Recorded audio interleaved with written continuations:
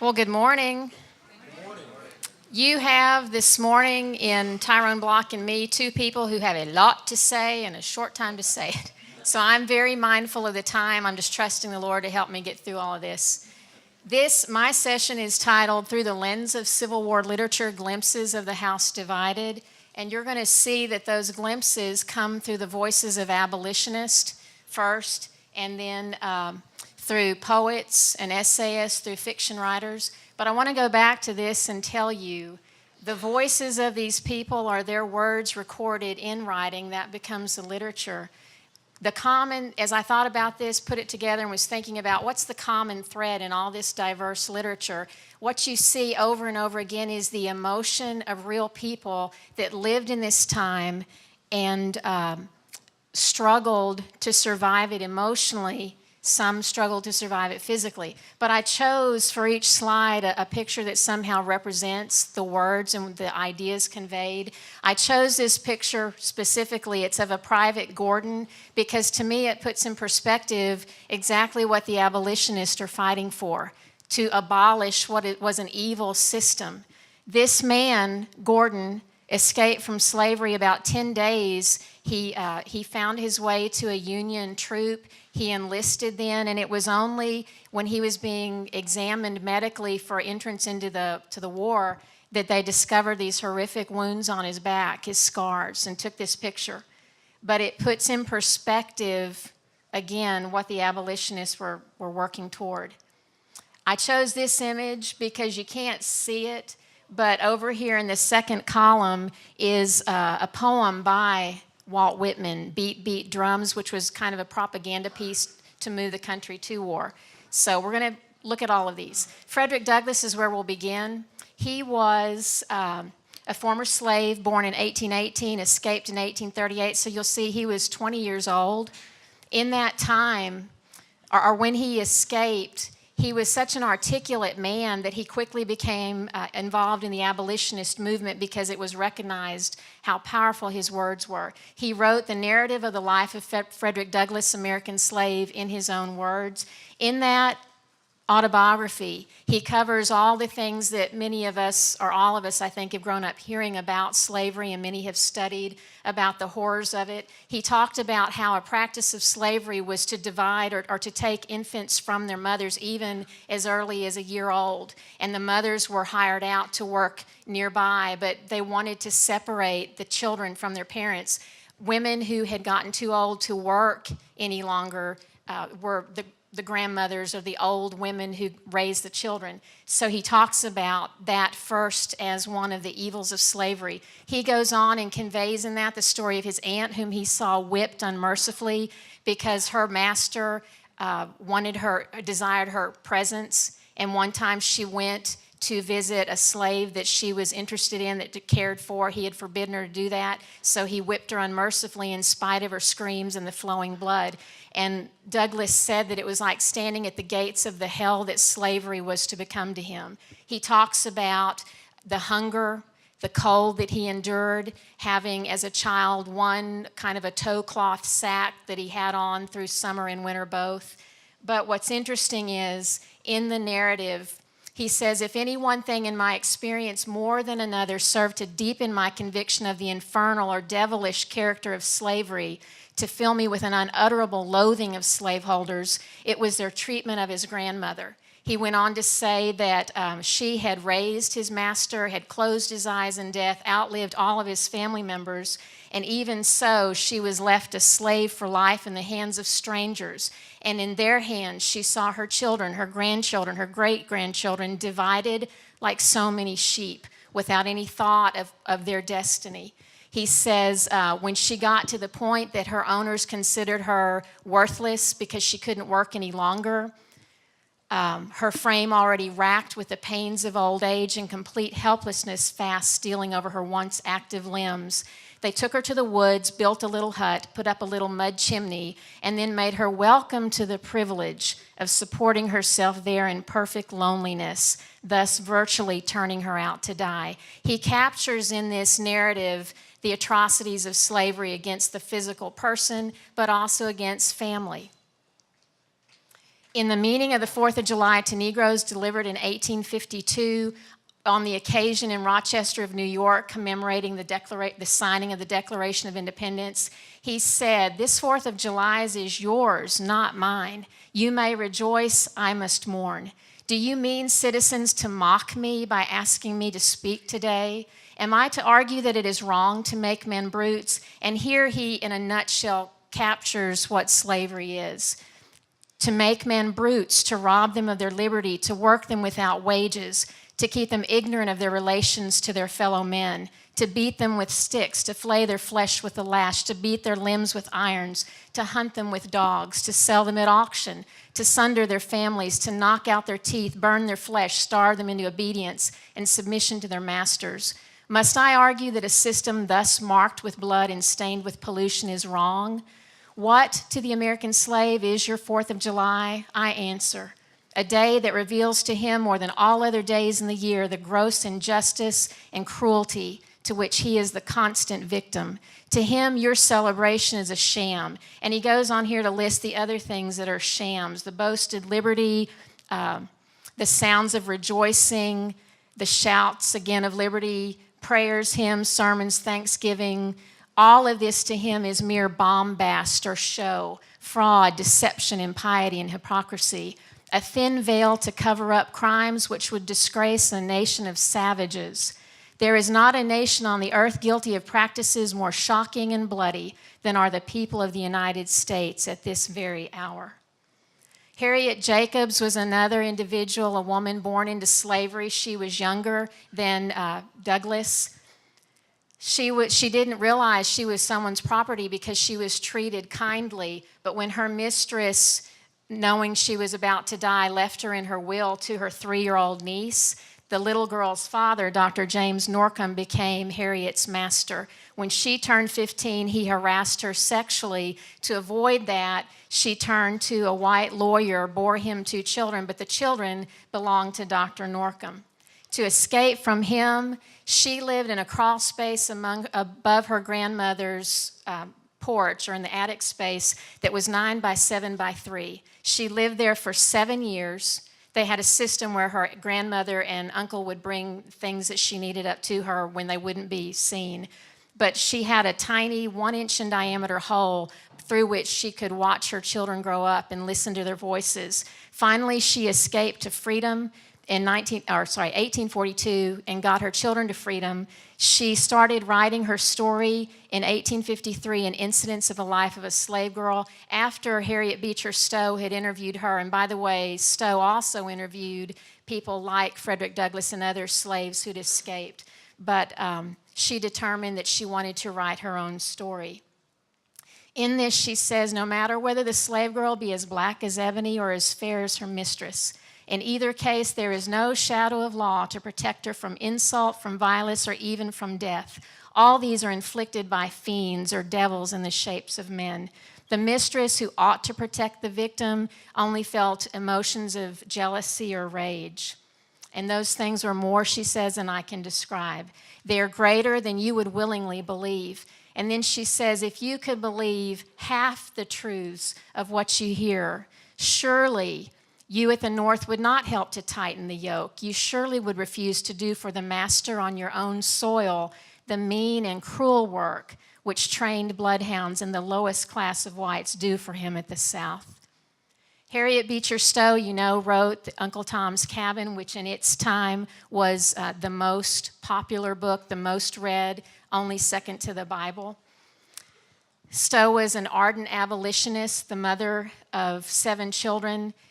This struck me because it says that when her own child, Charlie, only 18 months old, died of cholera, she felt that she could understand to a degree what slave mothers must have felt when their own children were torn from them at the auction block, or like Frederick Douglass's mother being taken from him when he was just a child. She wrote to the National Era editor with an idea. I feel now that the time has come when even a woman or a child who can speak a word for freedom and humanity is bound to speak. The novel first appeared in weekly installments, but then she was asked to produce it in a novel form, which she did. It sold over 300,000 copies in its first year, but went on to sell millions of copies and to be translated into other languages. Interestingly, it was the favorite book for Lenin in Russia. She did draw from stories. She went on to write The Key to Uncle Tom's Cabin because the novel was criticized by those who were in favor of slavery, saying that it was a gross misrepresentation of slavery. But she told or supplied in The Key to Uncle Tom's Cabin stories that she'd drawn from, like Frederick Douglass's and Harriet Jacobs and others. And she added documents with horrific details like I'm not saying that Private Gordon was one of those, but details like what you saw in that image. Because she said, she concluded that if she had produced an inaccurate version of slavery, it was by undercoloring rather than overcoloring the evidence. A realistic depiction of slavery, she wrote, would be too awful to read. The Harriet Beecher Stowe Center, which is available online if you'll Google it, says, the novel's strength is its ability to illustrate slavery's effect on families, the things that I mentioned to you that Frederick Douglass wrote about. Basically, summarizing this, she was able in the novel to make personal, to make the stories of slaves come alive with figures, with people, characters that the readers could identify with. The characters in her novel cover the gamut of the arguments against slavery, for slavery, the responses to it. Even in the 1950s, poet Langston Hughes recognized it as a moral battle cry for freedom. Uncle Tom's Cabin contributed to the outbreak of war by personalizing, as I said, the political and economic arguments about slavery. Her style, her informal conversational style, inspired people in a way that political pamphlets, speeches, tracts, etc. could not, because it touched the heart, not just the mind. There is a legend that when she went to the White House and was welcomed by Abraham Lincoln, that he took her hand and said, "So you're the little lady who started this great war." That is not supported in the historical record, but what it does show is what this says. Uncle Tom's Cabin, and this is by an unnamed contributor to the National Era newspaper, Uncle Tom's Cabin, thundering along the pathway of reform, is doing a magnificent work on the public mind. Wherever it goes, prejudice is disarmed, opposition is removed, and the hearts of all are touched with a new and strange feeling to which they before were strangers. It did have an impact on the public, which did move or help to move the country to war. This is one of the crucial scenes in the novel, Eliza's escape across the river. Eliza was the maid to Mr. Shelby's wife, who in the novel is where it starts. Mr. Shelby is having a conversation. He's in financial straits and has determined that he needs to sell Tom and also the son of Eliza. When Eliza realizes that her child is going to be taken from her, she decides to leave, to flee. And it's at great personal expense and danger. This segment captures how she crossed the Ohio River, which was frozen. She leaped from one ice block to another. Down here it says, with wild cries and desperate energy, she leaped to another and still another cake, stumbling, leaping, slipping, springing upwards again. Her shoes are gone, her stockings cut from her feet, while blood marked every step. But she saw nothing, felt nothing, till dimly as in a dream she saw the Ohio side and a man helping her up the bank. This is also symbolic of other slaves over and over again striving and at great personal sacrifice reaching for freedom. Here's another crucial scene of Uncle Tom's concern for Simon Legree. Throughout culture since Uncle Tom's Cabin appeared, the character of Uncle Tom has been criticized, is a good word. His character has become a negative figure, but he is not portrayed that way at all in the novel. He's in his 40s, he's strong, he is a man who determines not to react to violence with violence. He's a pacifist, and he's a strong Christian. Here, what you see is his concern for the soul of his abuser. Master, if you was sick or in trouble or dying and I could save you, I'd give my heart's blood. And if taking every drop of blood in this poor old body would save your precious soul, I'd give him freely. as the Lord gave his for me. Oh, Master, don't bring this great sin on your soul. It will hurt you more than it will me. Do the worst you can, my troubles will be soon over. But if you don't repent, yours won't never end. Through Tom, Harriet Beecher showed that it was faith in Christ, a strong Christian character, that would make the difference. And here, the slave is the one who demonstrated that. Julia Ward Howe, Tyrone Black's going to mention her, so I hope that frees me up a couple of seconds. But here is the story of the Battle Hymn of the Republic, which I'm sure you recognize. Julia Ward Howe, another ardent abolitionist, rode out with her husband and some friends to see a review of the troops.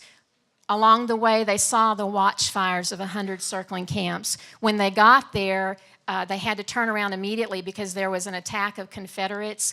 The drive back the road was crowded because there were other wagons. There were soldiers along the way, and she could see through those rows or files of soldiers the burnished rows of steel of their weapons. One of the people with her leaned forward and said, because they were singing the tune of John Brown's Body, which is a popular marching song, and Tyrone Block will speak about that, but a companion suggested that maybe she could write more appropriate lyrics. What follows here on this slide is a story of how she composed the poem. She went to bed at night, but in the pre-dawn hours of the morning, these lines just started coming to her mind. She got up, got a pencil, wrote them down, and hardly made maybe just a few changes to what she'd written. When she went back to sleep, got back up, she couldn't remember anything, and yet there beside her bed were the lyrics to the poem, which the editor to the magazine that it appeared in, the Atlantic Monthly, he's the one that named it. But there's a sense of divine inspiration in how the lyrics came to be. I'm going to fast forward through because I'm trusting Tyrone. Howe's daughter said, the soul of the vast army of the American people struggling for utterance in the great, that this poem was the soul of the vast army of the American people struggling for utterance in the greatest crisis of its existence. It was the work not of an individual, but of a nation, and it was a work divinely inspired. We're turning now to those who are recognized as as artists, authors. Walt Whitman was a recognized poet already. He had a personal agenda through works like Leaves of Grass to write an epic that would represent the American people. It wasn't until, he also wrote propaganda pieces like Beat, Beat Drums, as I said earlier, to move the nation to war. It wasn't, though, until sitting with his mother around a breakfast table where they read the name of his brother George in the list of the wounded that the war really became personal to him. He went to find his brother George. What he saw changed him as a poet. He said the expression of American personality, and it was that theme that motivated him as a writer to capture in his poetry. But that expression through this war is not to be looked for in the great campaign and the battle fights. It is to be looked for in the hospitals, among the wounded, because that's where he could see real people, the people that were affected by the war. These are the kinds of scenes that he would have seen. On the right side, you have the instruments of war, but that's impersonal. You don't see the people. Then in the other images, you see the effects of war with the dead bodies, like at Chancellorsville. I don't know the location of the picture in the far left, but in just a moment, you'll see Whitman mentions the brick hospitals. So it was these images that he captured, he wrote down, kept copious or accurate journals. This is an example of one down toward the bottom. He walks outside that brick hospital. He says, outdoors at the foot of a tree within 10 yards of the front of the house, I notice a heap of amputated feet, legs, arms, hands, etc., a full load for a one-horse cart, and that was replicated time after time after time. Several dead bodies lie near, each covered with its brown woolen blanket. This is the poem he wrote from that. A sight in camp in the daybreak gray and dim, as from my tent I emerge. He walks by the path, the hospital tent, 3 forms I see on stretchers lying. Over each the blanket spread, ample brownish woolen blanket, gray and heavy blanket, folding, covering all. He reaches out and one by one uncovers the forms. The first, he says, Who are you, elderly man, so gaunt and grim with well-grayed hair and flesh all sunken about the eyes? Who are you, my dear comrade? The second one, he says, who are you, my child and darling? Who are you, sweet boy with cheeks yet blooming? The third, he says, with a face nor child nor old, very calm, young man, I think I know you. I think this face is the face of the Christ himself, dead and divine and brother of all. And here again he lies. These pictures capture the kinds of hospitals. Whitman, in his regular life, made it a practice to visit hospitals in his native Brooklyn.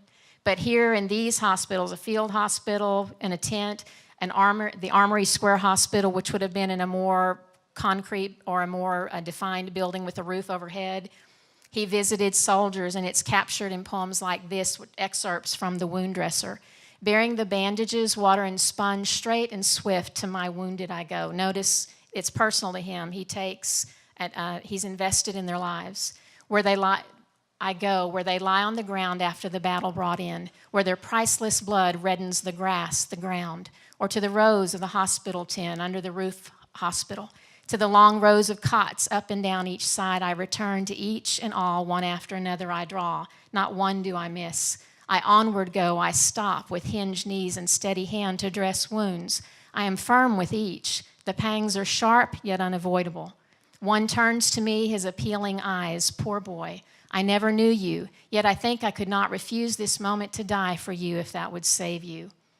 He also captures what it was like, just the daily movement of the troops. In this one, the poem coming up is Bivouac on a Mountainside, but you can see those campfires that Julia Ward Howe mentioned. I see before me now a traveling army halting below a fertile valley with barns, orchards, terraced sides of a mountain, rocks, the numerous campfires scattered. I see the shadowy forms of men and horses looming, large size flickering, and over all the sky, far, far out of reach, studded, breaking out, the eternal stars. The last poem that I'm going to include from Lincoln covers the death of President Lincoln as a nation mourned his loss. I have these two images here of the funeral train because Lincoln's coffin was taken on a route beginning in Illinois where he started his journey to the White House and concluding in Washington. Over here in the right-hand slide, you see, it's interesting, it doesn't come through in this slide, but it's the hearse that carried the coffin pulled by horses covered in blankets. Here's an actual picture of the procession up Pennsylvania Avenue in Washington, D.C. This is just an excerpt from a longer poem, When Lilacs Last in the Dooryard Bloomed. Coffin that passes through lanes and streets, through day and night, with a great cloud darkening the land. With a pomp, cities draped in black, with processions long and winding, with countless torches, the silent sea of faces and the unbared heads. With the waiting depot, the arriving coffin, the somber faces, dirges through the night, the thousand voices rising strong and solemn, with all the mournful voices of the dirges poured out around the coffin, the dim-lit churches, the shuddering organs. Here, tolling bells' perpetual clang. Here, coffin that slowly passes, I give you my sprig of lilac. So it's on a national level, but it's also on a personal level. Emily Dickinson, I'm sure everybody in this room recognizes her name. We remember her as a recluse, a woman who some call the moth of Amherst because she dressed typically in white. She was not as overt in her comments about the war as Julia Ward Howe, and yet it was very personal to her. From Amherst, Massachusetts, her home, 273 men went to war, 57 were killed, 49 wounded, 9 were taken prisoner. She, like other Americans, watched daily for newspaper accounts that included pictures and lists of casualties and accounts of battles. She wrote to her cousin, "Sorrow seems to me more general than it did, with the whole country caught up in the fighting. Nobody could evade the war's spreading stain." She also said of the close family friend Fraser Stearns, "I hope that ruddy face won't be brought home frozen." But in March 1862, Fraser was killed, his big heart shot away by a musket ball or minie ball. In her poetry, she captures what it's like to be at home, suspenseful, waiting for word of what's happening. I'm going to go through this quickly because I'm about out of my time. Here she captures what it is. She says it's a shame to be alive when those so brave are dead. This is a picture I chose specifically because it represents one of the Negro troops who were proud to fight. She captures here the numbers of soldiers who died in battle. They dropped like flakes. They drop like stars. Here she captures what it's like to be the victor, and at the end of the poem, the victor, or just one of those affected by death, death's surprise stamped visible in stone. But she says at the end here, whether to be the victor or the contender, the result in many cases was the same: they died. Here she captures what it's like to be a soldier marching. You can't turn back, you have to go on, but it's knowing that eternity, God waits at every gate. I'm fast forwarding now to get through, regretfully. Stephen Crane wrote, what I skipped over was Oliver Wendell Holmes and his response to the war when he found out that his own son was one of the wounded. Stephen Crane wrote The Red Badge of Courage. He didn't fight in the war. He was born 6 years after the war. These are images from John Huston's film version of The Red Badge of Courage. What Henry Fleming wanted was to have a red badge, a wound, to demonstrate his courage. Ironically, at first he ran from the battle, but then he came back by accident, stumbled back into his troops, and rejoined the battle, and he did demonstrate courage. The novel is praised as being so real that a Confederate colonel said, I fought beside him at Antietam, which is interesting because he was born 6 years after the war. Finally, Ambrose Bierce was a man who did fight in the war. He was in for the Union. He wrote stories like Occurrence at Owl Creek Bridge, Chickamauga, Horseman in the Sky. He wanted to capture the realities of war, and often that was a psychological factor rather than the realistic portrayal of men in battle, which could be, this quote says here, the romance of war and the manliness of a good fight. In stories like Occurrence at Owl Creek Bridge, this is from the film version, which is available on YouTube. It begins with a description of Peyton Farquhar, an Alabama planter, standing on a bridge with a Union captain or a Union officer on the other side. When the officer steps off, he's being hanged for treason, for being a spy. The officer steps off, he falls through the bridge. The result is, in just a few seconds, his body hangs swinging beneath the Owl Creek Bridge. In between, you can't see this well, but the story, if you've read it, you know it's a stream of consciousness account of how he dreams that he's escaped and made it home. And just as he's about to embrace his wife is when the slack is taken up and his body's hanging there. In this story, Chickamauga, which is kind of nightmarish, it's about a little boy who's a deaf mute who goes out. He falls asleep not knowing that the Battle of Chickamauga is taking place right around him. When he wakes up, he sees men he thinks are shapes of bears crawling, and he has a little wooden sword that he's brandishing around. When he goes back home, he finds that his home is burned to the ground, and he finds the body of his mother dead.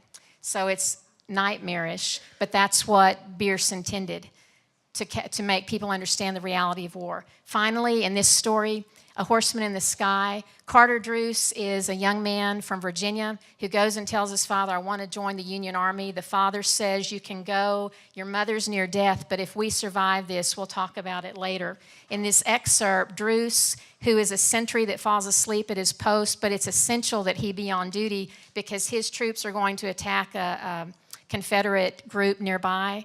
He wakes up, he sees an enemy on that cliff high above him. It says that his foe turns and looks at him, seemed to look into his very face, and then he fires. Is it then so terrible to kill an enemy in war, an enemy who has surprised a secret vital to the safety of oneself and comrades? As it turns out, when he fired, he shot the horse because the man on the horse was his father. And what an officer below saw was a horse and rider with dignity falling to their death. But what that captures, and this is a good way to end, the whole title of this series is A House Divided. in the war, you had a nation divided, but this story captures a family divided, and that happened over and over again. And with that, y'all, I conclude.